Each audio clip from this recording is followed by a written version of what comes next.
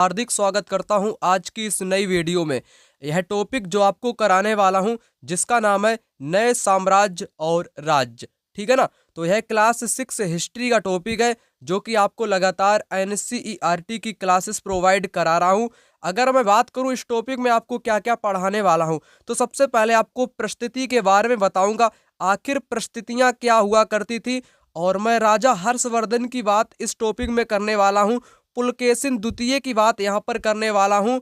और आपका क्या हो गया दोस्तों, समुद्रगुप्त हो गया, उसकी बात इस टॉपिक में करने वाला हूं। तो यह टॉपिक एग्जाम के लिए मोस्ट इंपोर्टेंट रहेगा क्योंकि यहाँ से एग्जाम में बार बार क्वेश्चन आया करते हैं। तो सबसे पहले क्वेश्चन की अगर मैं बात कर लूँ, आप लोग यहाँ पर नोट्स में देख सकते हो। यहाँ पर हरिसेन की भी मैं बात करूंगा जिसने प्रयाग प्रस्थिति की रचना की थी। ठीक है ना। और कुछ चीनी यात्रियों का भी यहाँ पर अध्ययन करने वाले हैं। तो समुद्रगुप्त से रिलेटेड क्वेश्चन आप लोग यहाँ पर देख सकते हो जो कि एग्जाम में पूछा गया है। और दूसरा क्वेश्चन आप लोग देख सकते हो समुद्रगुप्त से ही एग्जाम में आया हुआ क्वेश्चन यहाँ पर है। ठीक है ना। और हर्षवर्धन के बारे में यहाँ पर क्वेश्चन एग्जाम में आया हुआ है। और यहाँ पर संगम साहित्य मैंने आपको पहले भी बताया था। सिकंदर का आक्रमण, हर्षवर्धन का शासनकाल, ह्वेन त्सांग जो कि चीनी यात्री, इन सभी का अध्ययन इस टॉपिक में हम लोग करने वाले हैं। और दोस्तों, जो इलाहाबाद का स्तंभ लेख है, प्रयाग प्रस्थिति है हरिसेन के द्वारा, है ना, प्रस्थितियां हैं, उन सभी का अध्ययन इस टॉपिक में करेंगे। आपको पहले ही मैंने अवगत करा दिया है। तो यह टॉपिक एग्जाम की दृष्टि से मोस्ट इंपोर्टेंट रहने वाला है दोस्तों। ठीक है ना। अगर आप लोग इन नोट्स को खरीदना चाहते हो, नोट्स जो आपके रहेंगे दोस्तों चैप्टर वाइज रहेंगे और पीवाईक्यू क्वेश्चन आपको मिलने वाले हैं। वर्ष 2011 से अब तक के सारे क्वेश्चन आपको हर चैप्टर वाइज मिलने वाले हैं। नोट्स का प्राइस की अगर मैं बात करूं, नोट्स का प्राइस बिल्कुल कम मैंने रखा है, 199 199 रुपए में मात्र आपको नोट्स मिलने वाले हैं। कंप्लीट नोट्स मिलेगा, हिस्ट्री, ज्योग्राफी, पॉलिटी, है ना, और विथ चैप्टर वाइज पीवाईक्यू सभी वर्षों के। व्हाट्सअप नंबर यहाँ पर लिख देता हूँ 9696400597। इस नंबर पे आप लोग व्हाट्सअप पर मैसेज करना या व्हाट्सअप के जरिए कॉल करना या सिंपल भी कॉल आप लोग कर सकते हो। ठीक है ना। मैं आपसे खुद बात करूंगा और आपको नोट्स यहाँ पर प्रोवाइड कराऊंगा। ठीक है ना। अब आते हैं इस मेन टॉपिक पर जहां से एग्जाम में बहुत सारे क्वेश्चन पूछे गए हैं। और पुलकेशिन द्वितीय हो गया, चालुक्य राज, पल्लव राज, इन सभी के बारे में यहाँ पर अध्ययन करने वाले हैं। तो आइए सबसे पहले यहाँ पर शुरू कर लेते हैं। तो सबसे पहले बात करेंगे दोस्तों यहाँ पर परिस्थितियां की। आखिर परिस्थितियां होती क्या है। तो समुद्रगुप्त के बारे में हमें इलाहाबाद में अशोक स्तंभ पर खुदे एक लंबे अभिलेख से पता चलता है। इसकी रचना समुद्रगुप्त के दरबारी कवि व मंत्री रहे हरिसेन द्वारा एक काव्य के रूप में की गई थी। तो यही पहली ही लाइन मोस्ट इंपोर्टेंट आपके लिए है। ठीक है ना। यहाँ पर एक बात और आपको बता दूं, जितने भी लोगों ने अभी तक नोट्स खरीद लिए हैं तो उनसे यहाँ पर कहना चाहूंगा, जितना अभी मैं आपको यहाँ पर बताऊं ध्यानपूर्वक आप लोग सुन लेना। उसके बाद नोट्स का एक बाद आप इस क्लास के बाद रिवीजन कर लेना, बस चैप्टर आपका कंप्लीट हो जाएगा। तो यहाँ पर जो समुद्रगुप्त था, है ना, समुद्रगुप्त था, उसके इलाहाबाद अशोक स्तंभ पर यानी कि प्रयाग प्रस्थिति जिसको बोलते हैं, इसी का नाम दोस्तों क्या कहते हैं, इसी को बोलते हैं प्रयाग प्रस्थिति की रचना किसने की थी। उसका दरबारी कवि व लेखक था हरिसेन के द्वारा की गई थी समुद्रगुप्त की। हरिसेन ने इस रचना को किस भाषा में दोस्तों लिखा था, तो इस संस्कृत भाषा में इसको लिखा था। यह भी आपको पता होना चाहिए, अभी आगे आपको बताऊंगा। यह विशेष किस्म का अभिलेख है जिसे परिस्थिति कहते हैं।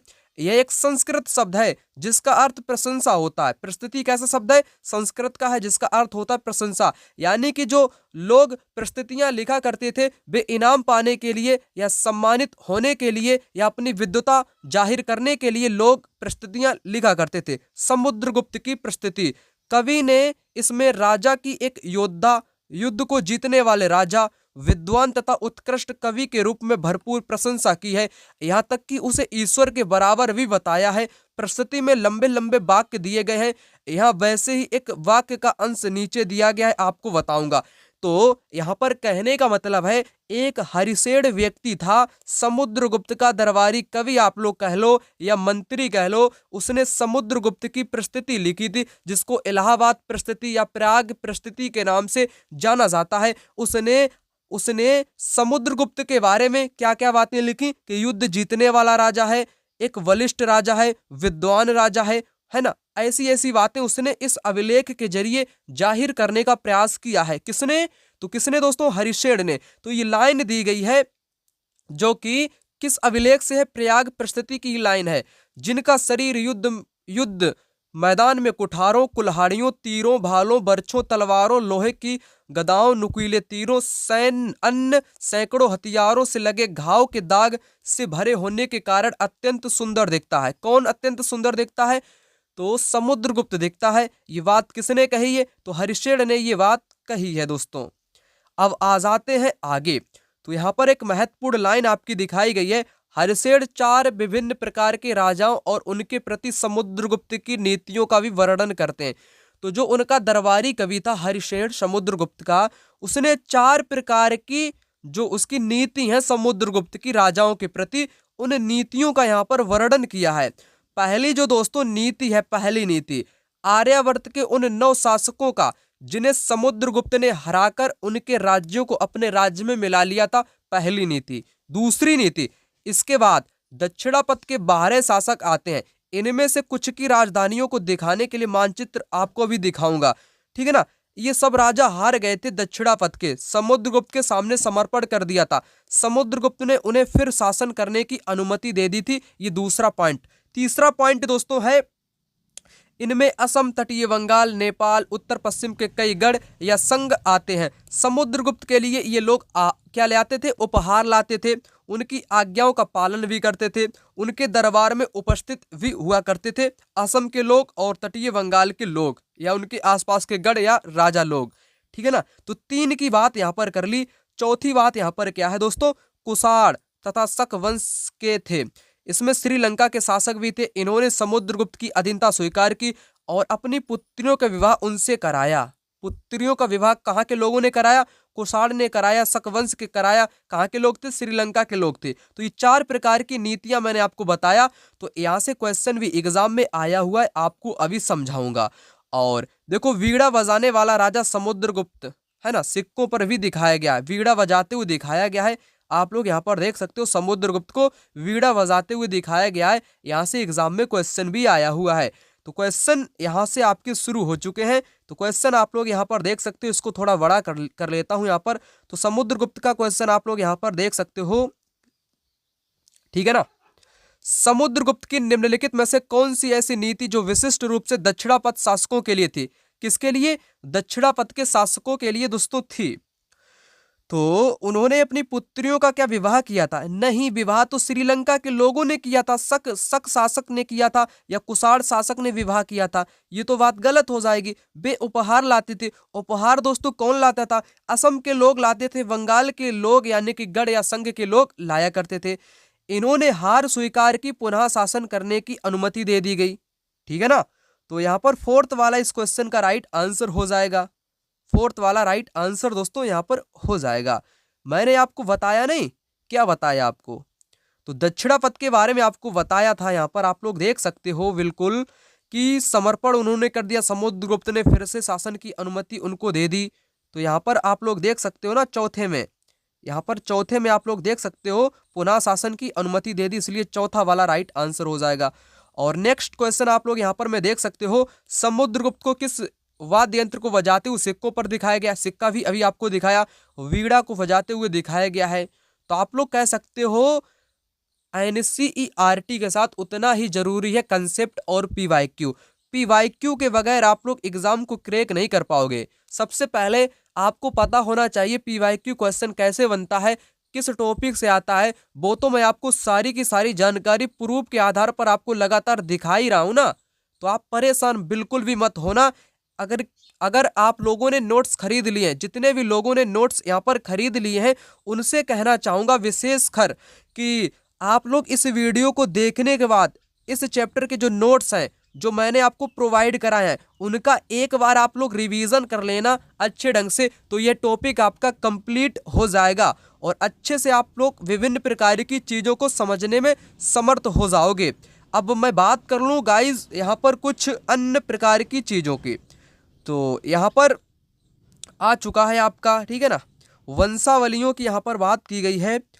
अधिकांश परिस्थितियां शासकों के पूर्वजों के बारे में भी बताती हैं। यह परिस्थिति भी समुद्रगुप्त के प्रतिमाह पितामह यानी परदादा, दादा, पिता और माता के बारे में बताती हैं। उनकी माँ कुमार देवी लिच्छवीगढ़ की थी और पिता चंद्रगुप्त गुप्त वंश के शासक थे, जिन्होंने महाराज धीराज जैसी बड़ी उपाधि धारण की। समुद्रगुप्त ने यह उपाधि धारण की। उनके दादा और परदादा का महाराजा के रूप में उल्लेख है। इससे यह आभास मिलता है कि धीरे धीरे इस वंश का महत्व बढ़ता गया था। ठीक है ना। और यहाँ पर एक बात बताई गई है विक्रम संवत की। विक्रम संवत 58 ईसा पूर्व में प्रारंभ होने वाले विक्रम संवत को परंपरागत रूप से गुप्त राजा चंद्रगुप्त द्वितीय के नाम से जोड़ा जाता है और ऐसा कहा जाता है कि उन्होंने शकों पर विजय के प्रतीक के रूप में संवत की शुरुआत की तथा विक्रमादित्य की उपाधि उन्होंने ही धारण की थी। अब आ जाते हैं आगे समुद्रगुप्त के बारे में। उनके बाद के शासकों जैसे छोटे बेटे हो गया उनका, चंद्रगुप्त द्वितीय की वंशावली से जानकारी मिलती है। उनके बारे में अभिलेख सिक्कों से पता चलता है। उन्होंने पश्चिम भारत में सैन्य अभियान में अंतिम शासक को पराजित किया था। बाद में ऐसा विश्वास किया जाने लगा कि उनका दरबार विद्वानों से भरा था। इनमें से कुछ के बारे में आपको आगे के चैप्टर में जानकारी प्रोवाइड कराऊंगा विद्वान के बारे में। अब देखो दोस्तों, यहाँ पर हर्षवर्धन और हर्षचरित। हर्षवर्धन जो कि कौन था, एक राजा था, है ना, जिसने कन्नौज पर भी शासन किया था। और हर्षवर्धन की जो कह लो, ठीक है ना, उनकी परिस्थिति कह लो हर्षचरित, जिसको वाड़ भट्ट ने लिखा था। अभी आगे यहाँ पर बताऊंगा आपको।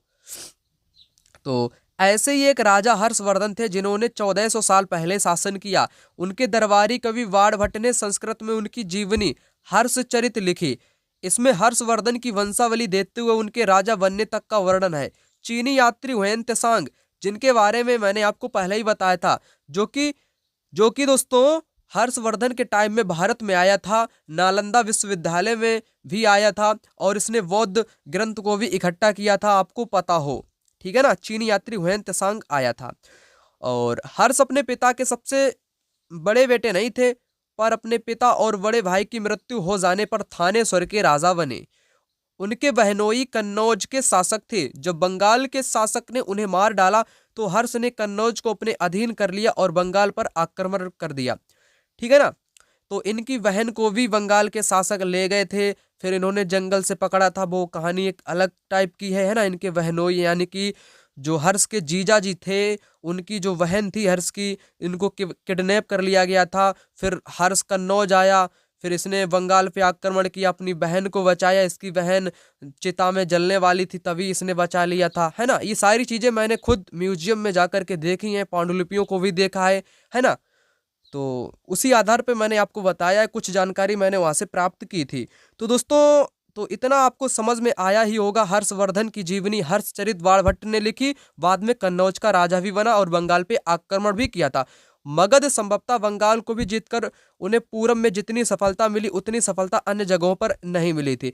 जब उन्होंने नर्मदा नदी को पार कर दक्कन की ओर आगे बढ़ने की कोशिश की, तब चालुक्य नरेश पुलकेशिन द्वितीय ने उन्हें रोक लिया। हर्ष को पुलकेशिन द्वितीय ने रोक लिया था दोस्तों, चालुक्य राजा था। अब मैं बात कर लूं पल्लव चालुक्य पुलकेशिन द्वितीय की परिस्थितियां। जितना आपको पढ़ाया उनसे संबंधित क्वेश्चन भी आपको कराता हूं। हुएन त्सांग, है ना, हर्ष के दरबार में आया था दोस्तों। कौन आता है? When Tsang. कभी कभी ऐसा लिखा मिलता है, कभी कभी हा वाला ऐसा देखने को मिलता है, हुएन त्सांग ऐसा देखने को मिलता है ना। इसको 2-3 टाइप से लिखा जाता है। एक तो आधा हा करके लिखा जाता है, एक तो सा करके ऐसे लिखा जाता है। आप लोग कंफ्यूज मत होना, दोनों एक ही चीज है। लास्ट में त्सांग लगा होना चाहिए, जो कि हर्ष के काल में आया था, अभी आपको बताया भी था। अब देखो दोस्तों, यहाँ पर हर्षवर्धन का शासन कब से कब तक था। तो हर्ष का जो दोस्तों शासन था ना, हर्ष का जो शासन था वह शासन आपका 606 से 647 तक था। हुएन त्सांग दोस्तों इसी के बीच में 630 और 43 के बीच में आता है। ठीक है ना। तो इस प्रकार से आपको मिलान करना है। थर्ड वाला राइट आंसर यहाँ पर आपका आंसर हो जाएगा इस क्वेश्चन का दोस्तों। ठीक है ना। अब बात कर लेते हैं कुछ आगे के क्वेश्चन की। जितना आपको बताया था, इलाहाबाद में अशोक स्तंभ पर सम्राट अशोक के बारे में सूचना प्रदान करता है। ये अशोक के बारे में नहीं प्रदान करता बल्कि समुद्रगुप्त के बारे में प्रदान करता है। किसके बारे में? समुद्रगुप्त की परिस्थिति है जिसको हरिसेन ने लिखा था। आपको बार बार बताया, पहला इसलिए गलत होगा। अशोक स्तंभ पर अभिलेख हरिसेन द्वारा काव्य के रूप में लिखे गए, बिल्कुल सही बात है। परिस्थितियों में जनसाधारण एवं सामाजिक जीवन के बारे में लिखा गया है, ठीक है ना। तो इसमें जीवन के बारे में नहीं लिखा गया है बल्कि किसके बारे में दोस्तों लिखा गया है? अशोक यानी कि समुद्रगुप्त के बारे में लिखा गया है। केवल और केवल सेकंड इस क्वेश्चन का राइट आंसर दोस्तों यहाँ पर हो जाएगा आपका, ठीक है ना। अभी आगे मैं आपको यहाँ पर बताऊंगा। वाणभट्ट मैंने आपको बताया था, हर्षचरित का मिलान वाणभट्ट के साथ यहाँ पर हो जाएगा। और आगे की चीजें आपको बताऊंगा। यहाँ पर भी हर्षचरित दिया गया है तो हर्षचरित का मिलान वाणभट्ट के साथ हो जाएगा। आर्यभट्ट ने आर्यभट्टियम किताब लिखी थी, है ना। मेघदूत कालिदास ने लिखी थी। सुश्रुत संहिता सुश्रुत ने लिखी थी। ये सभी अभी आपको आगे बताने वाला हूं दोस्तों। तो आ जाते हैं कुछ अन्य महत्वपूर्ण पॉइंट की तरफ।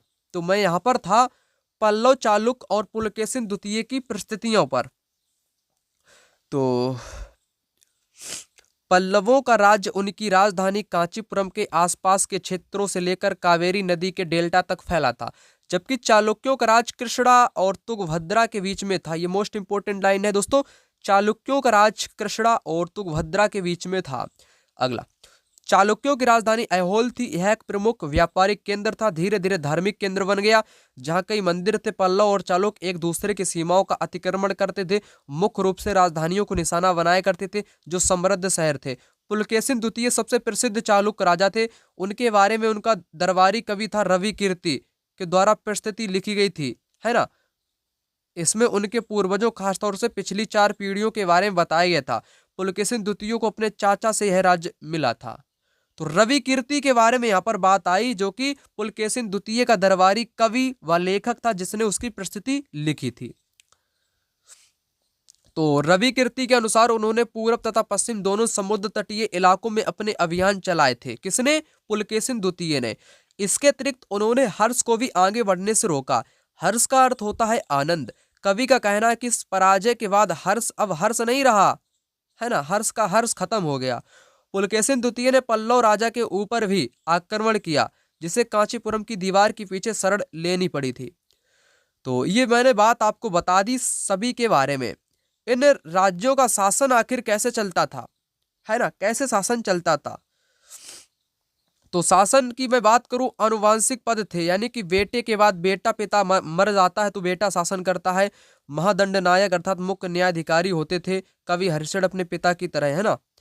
तो कुछ कभी कभी एक ही व्यक्ति कई पदों पर कार्य करता था। हरिसेन एक महादंड नायक होने के साथ साथ कुमार मात्र अर्थात एक महत्वपूर्ण मंत्री और संधि विग्रहिक अर्थात युद्ध और शांति के विषयों का भी मंत्री था। आगे देखो आप लोग यहाँ पर, संभवतः वहां के स्थानीय प्रशासन में प्रमुख व्यक्तियों का बहुत बोलबाला था। इनमें नगर श्रेष्ठी यानी मुख्य बैंकर या व्यापारी भी हुआ करता था। और यहाँ पर देख सकते हो, यानी व्यापारी काफिलों का नेता प्रथम कुलिक अर्थात मुख्य शिल्पकार तथा कायस्थों। प्रथम कुलिक क्या है दोस्तों? मुख्य शिल्पकार है। एक नए प्रकार की सेना का भी यहाँ पर गठन किया गया था दोस्तों। रथ थे, घुड़सवार, पैदल सिपाही आदि शामिल यहाँ पर थे। कुछ सेना नायक भी हुआ करते थे। सेना नायकों को कोई नियमित वेतन नहीं दिया जाता था, इसके बदले में उनको भूमिदान दिया जाता था। भूमि से वे कर वसूला करते थे, जिससे वे सेना और घोड़ों की देखभाल किया करते थे। साथ ही वे युद्ध के लिए हथियार जुटाते थे। इस तरह के व्यक्ति सामंत कहलाते थे, है ना। ये सामंती व्यवस्था की बात करी, जहां कहीं भी शासक दुर्बल होते थे, ये सामंत स्वतंत्र होने की कोशिश किया करते थे। तो सामंती व्यवस्था की शुरुआत कुछ इस प्रकार से यहाँ पर देखने को मिलती है। इनको नियमित वेतन नहीं मिलता था, बल्कि भूमि मिलती थी और भूमि से ही कर वसूला करते थे। सेना और घोड़ों का देखभाल करते थे। स्वतंत्र हो गया तो सामंत कहा जाने लगा था, है ना। फिर उसके बाद दक्षिण में राज्यों की सभाएं भी हुआ करती थी, है ना। तो एक बात बताऊं आपको, नगरम, व्यापारियों के संगठन का नाम था नगरम। और क्या है इसमें, और एक है आपका, क्या दिया गया इसमें, ब्राह्मण भूस्वामियों का संगठन जिसे सभा कहते थे। ठीक है ना। इतना ही यहाँ पर महत्वपूर्ण है, आपका कुछ नहीं महत्वपूर्ण है। उस जमाने में आम लोग क्या करते थे? आम लोग, तो एक कालिदास व्यक्ति के बारे में आपको बताना चाहूंगा, है ना। उनका एक प्रसिद्ध एक नाटक है अभिज्ञान शाकुंतलम। दुष्यंत नामक राजा और शकुंतला नाम की एक युवती की प्रेम कहानी दिखाई गई है। इस नाटक में एक गरीब मछुआरे के साथ राज कर्मचारियों की दुर्व्यवहार की बात कही गई है। ठीक है ना। अभिज्ञान शाकुंतलम जो कि कालिदास के द्वारा लिखा गया है, मछुआरे के साथ राज कर्मचारियों के दुर्व्यवहार की बात कही गई है। राजा दुष्यंत और शकुंतला के बीच की एक लव स्टोरी नुमा एक कहानी है। ठीक है ना दोस्तों, अंगूठी वाली कहानी है, एक मछुआरों को एक अंगूठी मिली वाली कहानी है यहाँ पर में। ठीक है ना दोस्तों। और चीनी यात्री फासियन भी आया था। ठीक है ना, उसने भी कुछ यहाँ पर बताया था। बस चैप्टर आपका यहाँ पर हो जाता है खत्म। चैप्टर आपका हो जाता है दोस्तों यहीं पर खत्म। तो अभी आपको मेघदूत कालिदास की रचना यहाँ पर हो जाएगी। सुश्रुत संहिता सुश्रुत की आर्यभट्ट, हर्षचरित वाणभट्ट की हो जाएगी। तो इस प्रकार से आपको यहाँ पर मिलान कर लेना था। कोई दिक्कत की यहाँ पर बात बिल्कुल भी नहीं थी दोस्तों। ठीक है ना। तो सब कुछ मैंने आपको इस वीडियो के माध्यम से बताने का आपको प्रयास किया है। दोस्तों मिलते हैं दूसरी वीडियो में, तब तक के लिए इतना ही।